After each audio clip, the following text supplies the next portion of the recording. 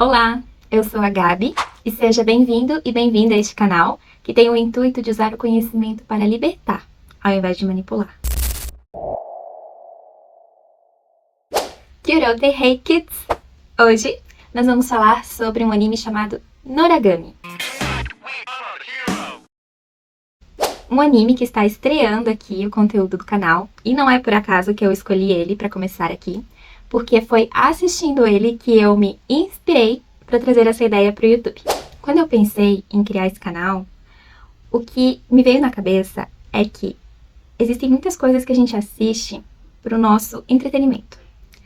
E todas essas coisas têm uma mensagem por trás, uma mensagem oculta, às vezes algo que está implícito ali sobre espiritualidade, ufologia, autoconhecimento, que fica assim, é tratado de uma maneira muito indireta e se você não tem um olhar bem treinado, você não percebe. Ou se você não conhece esses assuntos, você também não faz as ligações. Porque, claro, o intuito das empresas, quando lançam um filme, quando lançam um anime, quando lançam uma série, é lucrar. O intuito não é fazer as pessoas enxergarem o que está além. Só que eles utilizam de teorias, às vezes até mesmo de misticismos da própria cultura que o país tem, para incrementar a história. E são nesses momentos que a gente consegue correlacionar com o que a gente já conhece desses assuntos.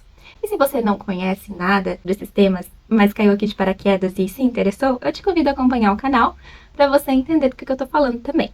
Hoje nós vamos falar sobre Noragami. Noragami é uma série de mangá que foi escrita em 2011 pela dupla Adachi Toka.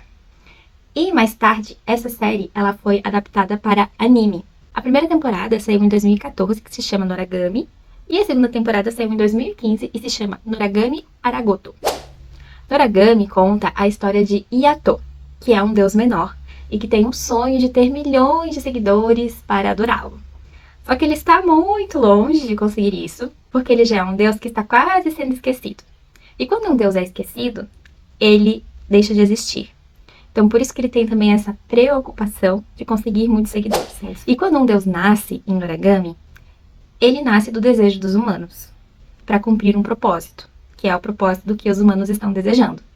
Yato, ele é um deus da calamidade, nasceu como um deus da calamidade, mas ele acabou perdendo a memória e ele se intitula como Deus da Guerra. Além do Yato, a gente tem outro personagem, que é a Hiyori. A Hiyori, ela é uma humana que acaba tentando salvar a vida de Yato de um atropelamento e ela acaba sendo atropelada no lugar dele. E isso traz consequências para a vida dela. E é dessa maneira que eles se conhecem. O Yato, ele acaba se sentindo um pouco culpado pelo que aconteceu e ele promete para ela que uma hora ou outra ele vai resolver as consequências desse acidente para a vida dela.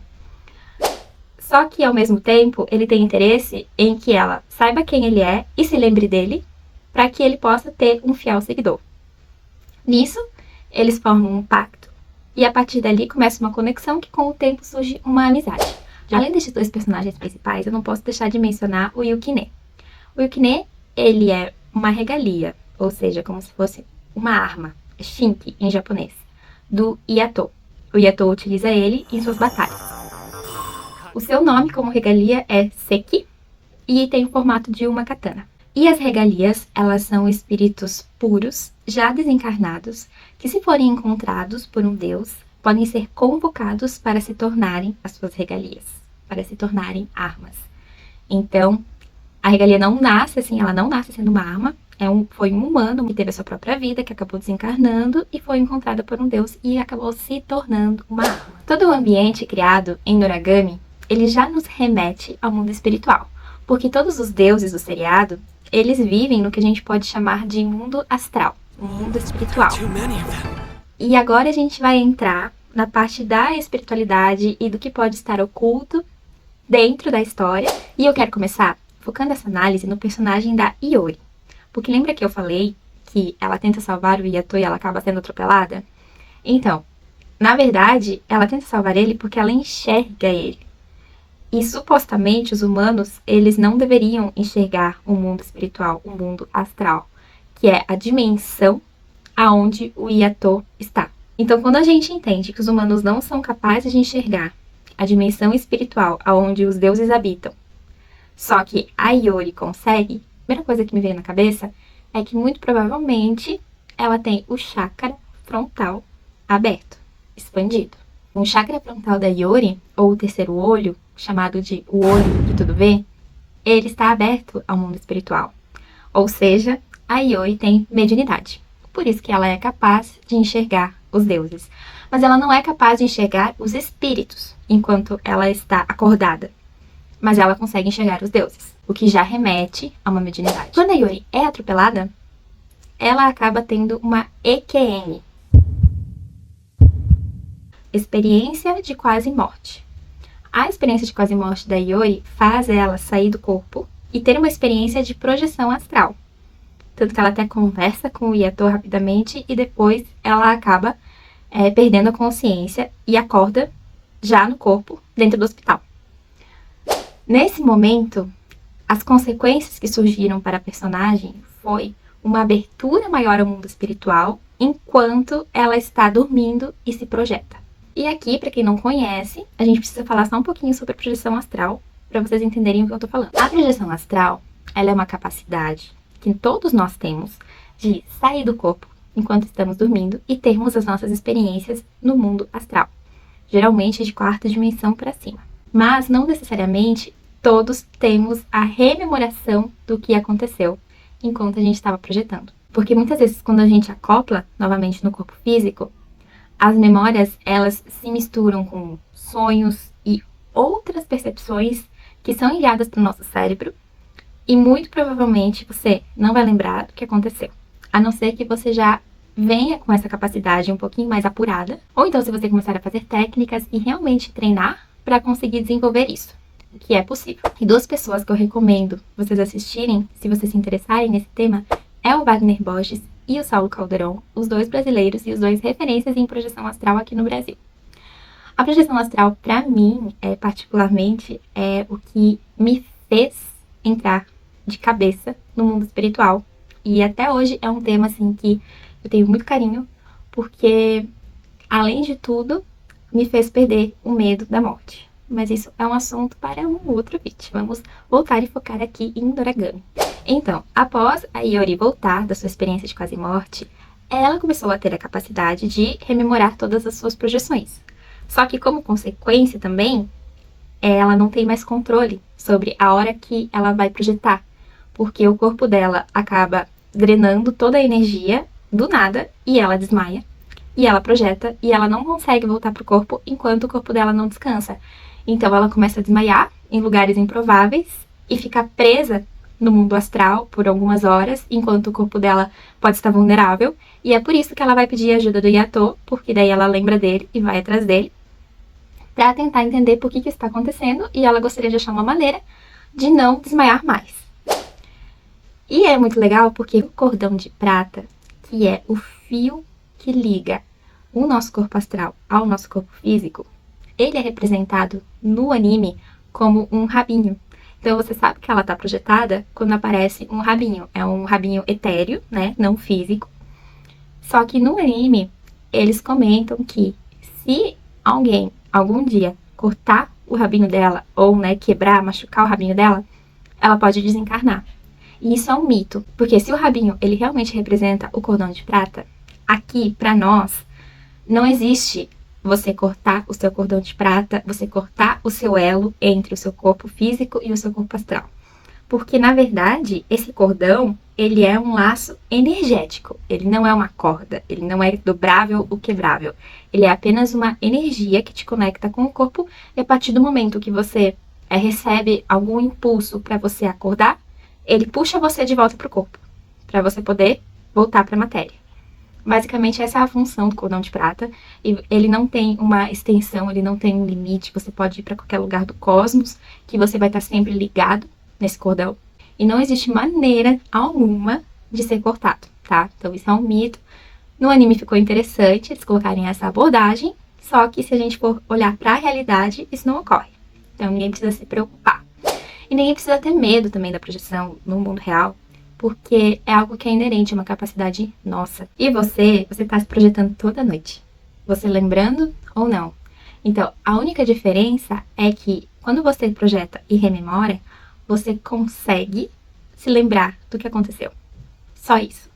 Só que é muito bom, porque se você passa por alguma experiência que te traz algum tipo de aprendizado, você pode utilizar aqui esse aprendizado para melhorar em algum ponto, ou até mesmo para construir algo para você. Mas claro, também podemos passar por algumas situações no astral que não são tão legais assim, só que todas elas têm um propósito, todas elas têm um objetivo. E se você rememora algo ruim que aconteceu no astral, para mim isso vem como um alerta de que a gente precisa melhorar a nossa frequência para que quando a gente saia no astral, a gente não vá para uma frequência muito baixa. Porque a gente ressoa, né? Semelhante atrai semelhante, nós somos energia. Então, quando você está tendo muitas experiências em projeção que são negativas, você não quer estar nesses ambientes, é porque aí tem um alerta para você melhorar o teu nível frequencial, para você poder ter experiências em dimensões mais elevadas. Só que às vezes você vai para um lugar não tão bom, só que você vai com o intuito de ajudar. Então, quando for essa situação, sempre tente lembrar que a gente nunca tá sozinho. Nem aqui, enquanto eu tô falando com vocês, nem quando a gente tá em projeção. Nós sempre temos os nossos mentores ao lado. E a gente não precisa ter medo. A gente pode não ver. Às vezes a gente não consegue nem sentir. Só que, sim, eles estão lá. E nada horrível vai acontecer com a gente enquanto a gente estiver em projeção astral. Nada que possa nos tirar do corpo físico para sempre. Nada que vai nos levar ao desencarne. É apenas o susto mesmo, a adrenalina, que às vezes não deixa a gente ter uma experiência completa, porque a gente fica com o medo. E o medo é uma ilusão. Então, quando a Iori, ela tá em projeção astral, além de poder enxergar os deuses, que é uma capacidade que ela já tem quando ela tá acordada, ela começa a enxergar também os espíritos, tanto os espíritos que são puros, quanto os espíritos que não são tão puros e que a gente poderia correlacionar esses espíritos que não são tão puros como seres negativados, que buscam, através da sua energia, da sua frequência, da sua influência, ressoar com quem? Com os humanos que estão aqui e que estão, digamos que, perdidos, assim, que estão tristes, ou que estão com raiva, ou que estão magoados, e a gente percebe claramente a influência desses espíritos negativados na vida das pessoas durante o anime. Porque mostra, assim, como que quando a pessoa deixa a sua frequência cair, ela abre, como se ela estivesse fazendo uma abertura no seu campo para que esse tipo de espírito entre no seu campo e influencie ela a fazer alguma ação negativa. E para que os deuses existem em Noragami, além de realizar o propósito do desejo dos humanos? É para proteger os humanos desses espíritos negativados quando eles acabam tendo muita influência sobre uma população, e pode acabar afetando também o clima na região.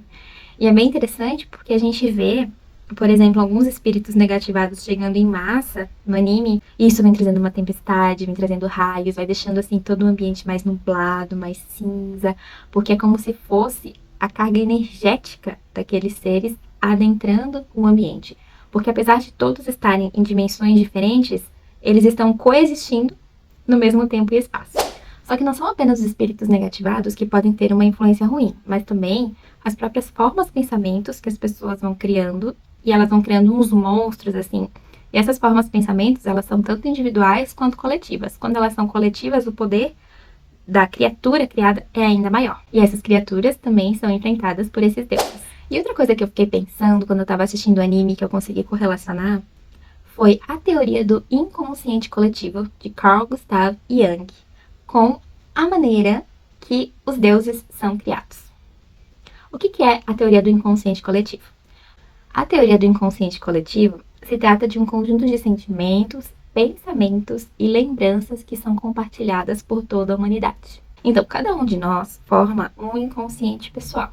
Então, a gente tem, dentro do nosso inconsciente pessoal, a gente tem programas que rodam a nosso dia a dia, a gente tem hábitos que estão ali impregnados, a gente tem, inclusive, o começo, assim, de crenças, pode ser tanto as limitantes quanto as expansivas, que também estão rodando no nosso programinha, e a gente cria a partir dele emoções, ações que estão muito correlacionadas com o que a gente está pensando nesse inconsciente, e quando muitas pessoas pensam e criam um inconsciente pessoal muito parecido, a gente acaba criando, por exemplo, dogmas, culturas, e tudo isso vai sendo herdado de geração em geração. e algo que você tinha no seu âmbito pessoal acaba se tornando coletivo. Neste momento, por que eu correlacionei com a criação dos deuses no anime? Porque a gente percebe que os deuses, eles podem estar sendo criados pelo desejo do inconsciente coletivo de toda uma população em um determinado período de tempo, por alguma determinada ação que esteja acontecendo naquele momento com aquela população. Então, por exemplo, se o Yato é o deus da guerra, ele foi criado, pelo inconsciente coletivo de milhares de pessoas na época que existiam grandes guerras no país e eles precisavam de um deus para ajudá-los a vencer a guerra. Isso é apenas um exemplo. Mas é como se os deuses de Noragami, eles fossem arquétipos que foram criados pelo inconsciente coletivo de uma população conforme o que aquela população estava passando no momento. Talvez por isso que eles não sejam imortais, porque se eles forem esquecidos, eles deixam de existir. Existem duas formas no anime de falar sobre a morte de um deus. A primeira é que ele pode morrer numa batalha, e então ele vai perder as suas memórias da experiência que ele teve, mas ele vai renascer como uma criança e vai se desenvolver e vai voltar a fazer o que ele fazia antes, com um ego, uma personalidade diferente. Só que sendo o mesmo arquétipo, porque aquele arquétipo ainda está presente no inconsciente coletivo das pessoas que ali estão. Porém, se um deus for esquecido, deixar de ser pensado, o que vai acontecer? Ele vai deixar de existir, porque ele não é uma consciência individualizada por si só. Ele é um arquétipo. E se a gente passa por muitos anos, muitas eras, esquecendo de um arquétipo, esse arquétipo vai deixar de existir na mentalidade das pessoas. Sendo assim, a energia que esse arquétipo tinha, ela vai deixar de existir. Porque não vai mais ser pensado, não vai mais ser pedido, não vai mais ser colocado em prática, digamos assim. Nem pelo coletivo e nem pelo inconsciente pessoal. Claro que, enquanto houver uma pessoa ainda acreditando naquilo, esse arquétipo ele vai ter sua energia sendo ali desenvolvida. Mas a partir do momento que mais ninguém lembre, pense, viva ou fale sobre esse arquétipo, essa energia ela vai deixar de existir. E é como se esses deuses, eles fossem essa energia. E eles deixam de existir por conta disso. Faz sentido? Gente, tudo aqui, que eu tô falando é teoria, tá? Então, assim, vocês também estejam muito livres à vontade para falar o que vocês acham sobre isso aqui nos comentários. Porque eu não sou a dona da verdade. E ninguém é. Todos nós temos verdades relativas. Então eu tô aqui tentando repassar a minha visão, de acordo com as minhas vivências, de acordo com o que eu já estudei. Mas todos são livres para, obviamente, argumentarem e terem a sua própria visão. E algo que eu acho muito legal nessa questão da mediunidade da Yori, da abertura do frontal dela, é que representa muito o que realmente acontece aqui, porque toda mediunidade é única.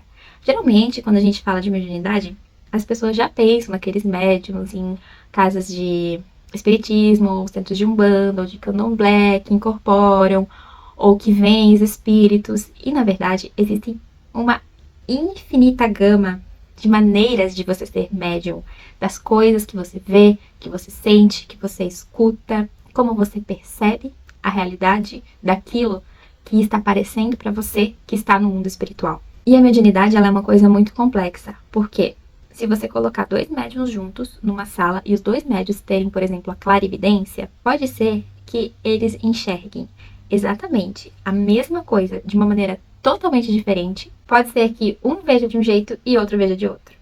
Isso é totalmente normal, porque um médium vai interpretar aquela energia daquele ser que apareceu como um espírito humano, de acordo com as suas vivências, de acordo com o que ele conhece.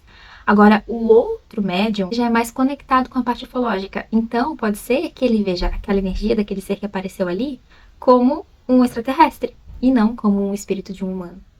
Então, muito da percepção da mediunidade, ela não tem a ver só com o que está aparecendo para você, mas o que o seu cérebro, ele também permite, o que a sua mente permite que você veja, enquanto você está tendo essa abertura do frontal. Porque, às vezes, para o médium que está acostumado a ver os espíritos em forma de humanos, vai ser um choque muito grande se ele enxergar a mesma energia que está ali na frente com uma forma extraterrestre. Entende? A própria espiritualidade dentro da mediunidade, ela tem as suas limitações, mas é para um objetivo maior, um propósito maior. Porque talvez aquela pessoa, se ela vê a energia de uma forma estranha, ela queira fechar totalmente a sua capacidade, porque ela vai se assustar. Enquanto outra pessoa, se vê a energia de uma forma já diferente, uma roupagem diferente, já não vai se assustar e tá tudo bem. Então, a roupagem fica aquilo que tá mais confortável pra pessoa que tá tendo a mediunidade. E não são todas as pessoas que têm mediunidade que enxergam as mesmas coisas. Porque, de novo, esses dois médiums que estão dentro de uma mesma sala, eles podem acessar dimensões diferentes e ver seres diferentes, assim como tem aqueles que têm muita facilidade, por exemplo, de ver elementais e o outro nunca ter enxergado elementais. E um deles pode estar vendo um ser que já está numa 8ª dimensão, que está ressoando com a sua frequência e que veio passar uma mensagem, enquanto na mesma sala o outro pode estar vendo um ser que está na 5ª dimensão, que já é uma dimensão menor, porque o segundo médium não tem ainda uma frequência tão alta a ponto de se conectar com o ser de 8ª, mas já está se conectando com o ser de 5ª. Todas as dimensões, elas coexistem. Elas se sobrepõem, elas se mesclam dentro de um mesmo ambiente. E isso a gente pode ver no origami, que enquanto tem os humanos trabalhando, indo pra escola, a gente tem o mundo espiritual junto com eles, a gente tem os deuses junto com eles, só que estão todos ali no mesmo ambiente, mas conforme vai sutilizando a dimensão, esses seres eles não estão sendo vistos, mas eles estão ali coexistindo. Então, é por isso que a gente pode ter esses tipos diferentes de vivências, entre 2, 3, 4, 5, 6 pessoas que são médiums. E também, a mediunidade não é só a capacidade de ter a visão. Também mexe com a audição, também mexe com a sensibilidade, com a percepção, com a tela mental. Enfim, é muita coisa mesmo. E uma nunca vai ser igual à outra. Dessa forma, por isso que a Iori, ela tem a capacidade de enxergar os deuses, enquanto ela está no corpo físico, mas os espíritos ela não via. Existe uma maneira, por exemplo, dos deuses em origami, se eles quisessem, né, ser vistos, eles poderiam adensar.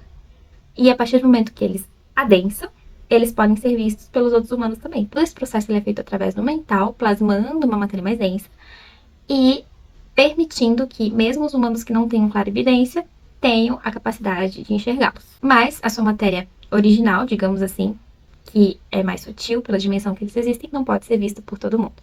Apenas por quem tem realmente uma mediunidade mais aberta. E é explicado mais tarde no anime que essa capacidade que a Iori tem de expansão do chakra frontal, ela veio herdada no DNA da sua avó. Então pulou uma geração, a avó dela tem a capacidade de ver, a mãe dela não tinha, e ela veio com a capacidade de ver. Então agora, a Iori, com a sua capacidade de rememorar as suas projeções astrais, ela começa a viver em 2 mundos. Ela vive no mundo humano, e ao mesmo tempo, quando ela sai em projeção, ela ajuda o Yato e o Yukine com esses espíritos negativados. E é muito interessante também acompanhar o desenvolvimento da Iori conforme ela vai aprendendo a lidar com a sutilidade do corpo astral. E eu achei muito legal porque eu ouço muitos relatos de projetores astrais que contam sobre suas experiências de estar flutuando, de estar volitando. Às vezes também dá a impressão que você se teletransporta, mas é porque você foi numa velocidade muito rápida. Ou então não, só que você não lembra do que aconteceu até você chegar lá. Você lembra que estava num lugar, depois lembra que chegou no outro. Enfim, é muito legal fazer essa correlação, né? Assistindo o anime e lembrando dessas experiências. Bom, gente, e é isso que eu tinha pra falar hoje sobre Norakami, correlacionando com a espiritualidade. Eu espero que vocês tenham gostado. Infelizmente, o anime, ele terminou na 2ª temporada. Na verdade, ficou aberto, assim, se ia recomeçar, se não ia, se ia ter, se não ia. Os fãs pediram muito pra que tivessem uma próxima temporada, pelo menos mais uma pra poder fechar o arco da história, porque ela ficou sem um final no anime, né? E provavelmente ele não será feito, porque foi em 2015 que foi lançada a 2ª temporada, e depois disso, no more news. Mas assim, vale muito a pena pra quem não assistiu, assistir, porque tudo bem que não tem um final, mas é muito legal, é muito interessante, vale muito a pena ver. É uma história, assim, que é envolvente, realmente, são personagens cativantes, tem muitos personagens maravilhosos, além dos 3 que eu trouxe aqui hoje, só pra apresentar realmente o anime. Se vocês já conhecem esse anime, comenta aqui embaixo e fala o que mais que você assistindo também conseguiu correlacionar com a espiritualidade. Se tiver bastante coisa, assim, se tiver bastante ideia, eu posso fazer um segundo vídeo sobre esse anime. E se você não conhece, fica a dica pra conhecer. E lembrando de assistir com esse viés, com esse olhar, assim, do que você pode correlacionar com a sua realidade, com a sua espiritualidade, para que, além de um entretenimento, possa servir como um aprendizado para sua evolução pessoal.